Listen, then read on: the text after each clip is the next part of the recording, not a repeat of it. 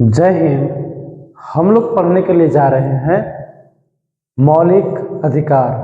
हम लोग पहले पढ़ चुके थे कि संविधान में नागरिकता हम लोग कितने प्रकार से ले सकते हैं। हम लोग को तो मिला है, जिसको लेना है वो कितने तरीके से ले सकता है। तो वह 5 तरीके से ले सकता है। कितने तरीके से? 5। वंश के आधार पर, जन्म के आधार पर, अर्जित भूमि के आधार पर, देशीकरण के आधार पर और पंजीकरण के आधार पर। अब हम लोग को चर्चा करने का विषय है मौलिक अधिकार। मौलिक अधिकार। मौलिक अधिकार का मतलब हमारा अधिकार। अधिकार जो भाग 3 में है। भाग 3 में मौलिक अधिकार का चर्चा भाग 3 में। ये समझ में आ रहा है कि मौलिक अधिकार का चर्चा भाग 3 में हमारा अधिकार, हमारा जन्मसिद्ध अधिकार भाग 3 मौलिक अधिकार, जो आर्टिकल 12 से 35 तक पढ़ना है। इसी में हम लोगों को संविधान का रीढ़, संविधान की आत्मा सब पढ़नी है। हमारा संरक्षण और हमारे बारे में जो बात कही गई है इसी में पढ़ना है, और बाकी किसी में हमारे बारे में चर्चा नहीं है, और किसी भी भाग में हमारे बारे में, लोगों के बारे में चर्चा नहीं है, सिर्फ इसी में है। देखिए क्या कहते हैं, बाकी भाग में सरकार कैसे चलेंगे इसकी चर्चा है। देखिए, मौलिक अधिकार को हम लोग नैसर्गिक अधिकार भी कहते हैं। नैसर्गिक अधिकार, नैसर्गिक अधिकार, क्योंकि देखिए ये जो अधिकार हम आपको बता चुके थे, नैसर्गिक अधिकार इसको इसलिए कहते हैं क्योंकि ये हमारा जन्मसिद्ध अधिकार है। बच्चा पेट में है या पेट से जैसे ही जन्म ले लिया उसका अधिकार शुरू। अरे आने वाला हो दुनिया में तभी से अधिकार शुरू। सब बहुत सारे स्वास्थ्य केंद्र खुल चुके हैं, आंगनबाड़ी, ऐसे महिलाओं को मतलब क्या कुछ ना कुछ अधिकार तो दे रहा है ना। इंजेक्शन वगैरह जो लग रहे हैं, तरह तरह का जो उनके लिए सेवा किया जा रहा है। मतलब बच्चा जन्म लेने से पहले ही अपने अधिकार में आ जाता है, उनको अधिकार मिल जाता है। जन्म लेने के बाद तो अधिकार मिल ही जाता है। आई कार्ड, जन्म सर्टिफिकेट उसका बन जा रहा है, तो आधार कार्ड बन रहा है। जन्म लिया नहीं कि सारा कागज वगैरह बनना शुरू। ये जन्म सिद्ध अधिकार है, जन्म के दौरान ही हम लोगों को मिल जा रहा है, इसीलिए इसको हम लोग नैसर्गिक अधिकार कहते हैं। इसको हम लोग मैग्ना कार्टा भी कहते हैं। मैग्ना कार्टा, मैग्ना कार्टा भी कहते हैं। देखिए ये हमारे देश में यूएसए का संविधान से लिया गया है, जो अमेरिका, यूएस यानी अमेरिका के संविधान से लिया गया है। संयुक्त राज्य अमेरिका के संविधान से लिया गया है। देखिए हमारे देश में सबसे पहले 1931 में कांग्रेस के द्वारा ये मूल अधिकार मांगा गया था। कांग्रेस के द्वारा मूल अधिकार मांगा गया था। कौन सा अधिवेशन में? तो कराची अधिवेशन में। कराची अधिवेशन में 1931 में सबसे पहले कांग्रेस कराची अधिवेशन में मूल अधिकार की मांग किए थे। इसका शुरुआत करने वाले थे पंडित जवाहरलाल नेहरू।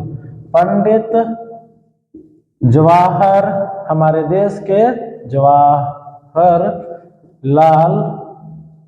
नेहरू, हमारे देश के प्रथम प्रधानमंत्री।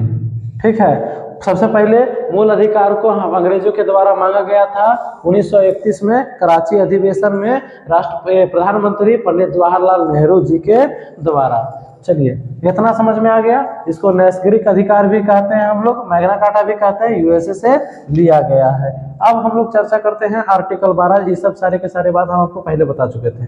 आर्टिकल 12, आर्टिकल 12 में चर्चा है राज्य का परिभाषा। राज्य का परिभाषा, परिभाषा कौन सा राज्य बताइए तो जरा। जो झारखंड, बिहार, उत्तर प्रदेश, पश्चिम बंगाल ये राज्य का परिभाषा ना, इस राज्य का परिभाषा यहाँ पे चर्चा नहीं किया गया है। यहाँ पे जो राज्य है वह है कि वह संस्था जो खुद अपने लिए नियम बना सकता है और उसे फॉलो कर सकता है, उसी को हम लोग कहते हैं राज्य, इंग्लिश में स्टेट, STAT, स्टेट। ठीक है, जो खुद के लिए अपना कानून बना सकता है और उसे फॉलो भी कर सकता है, उसे हम लोग राज्य कहते हैं। ऐसा नहीं है कि वो सरकार का आदेश को नहीं मानेगा, सरकार के आदेश को मानेगा, उसके बावजूद अपना कुछ कानून बना के रखेगा जो उसे अधिकार मिले हैं उसके तहत। तो ये राज्य का परिभाषा, ये पूरा का पूरा राज्य का ही परिभाषा है। 13 में पढ़ते हैं हम लोग।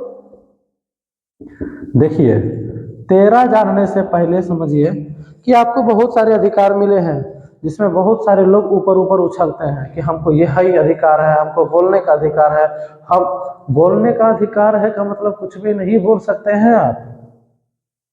आपको सुनने का अधिकार है, सब कुछ सुन करके गश करके रहने की भी जरूरत नहीं। घूमने की आजादी है, क्या पूरा मतलब कहीं किसी के बेड में रूम में घुस जाएंगे? घूमने की आजादी है तो क्या किसी के बेडरूम में घुस जाएंगे? वो आजादी आपको नहीं दी गई है।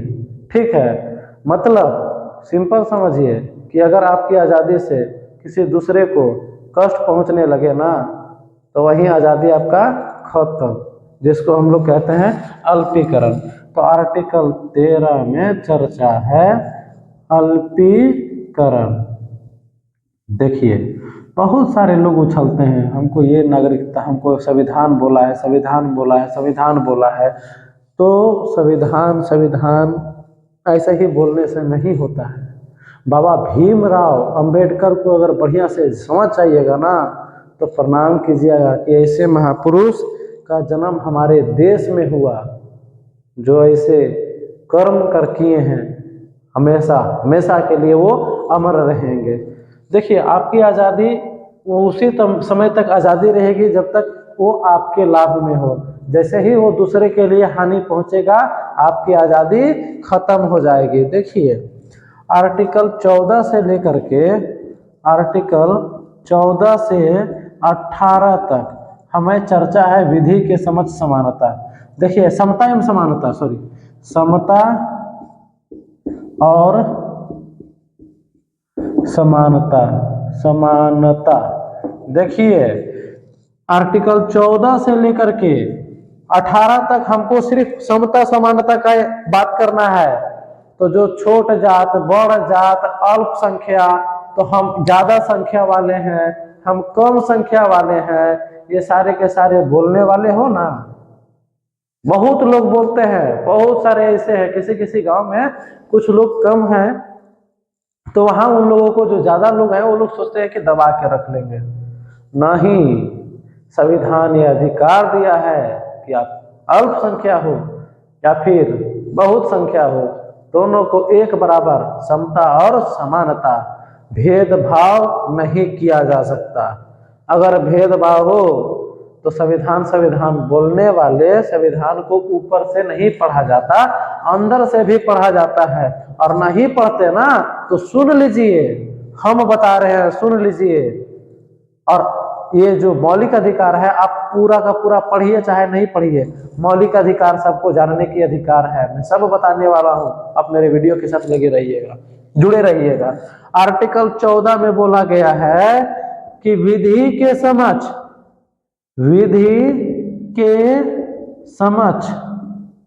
समानता।